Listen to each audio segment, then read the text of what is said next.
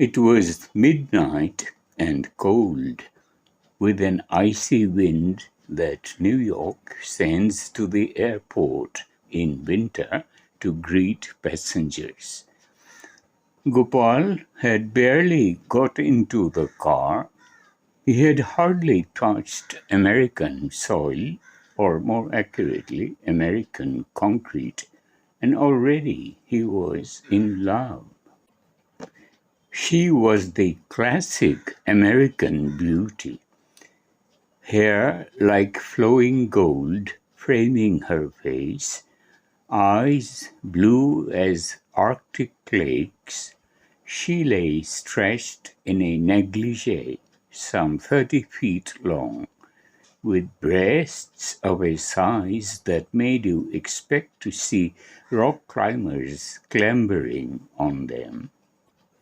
The spotlights on the wards below her urged everyone to use her favorite tampon. As they drove away from the billboard, Gopal craned back desperately. "Don't worry," said Sunil, one of the two Indians who had come to receive him, petting Gopal with a grin. "You'll meet lots more like her." "The only people," commented Sushant, who was driving, "who actually look at American ads are visiting foreigners." Gopal settled back in the seat, not at all convinced that he would meet anybody else who had such eyes that promised things he had only vaguely heard of with disbelief in his 20 years in Jejao. But he didn't want to make a scene. He had been sleepy on the flight, but now that he was actually here, after all those months of filling forms and taking exams and waiting uncertainly, he felt excitement spread in his chest like a pleasant cactus.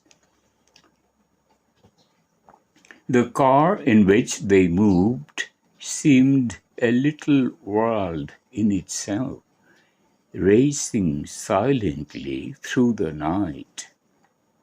They seemed in a completely sealed cocoon, able to move swiftly and smoothly for eternity.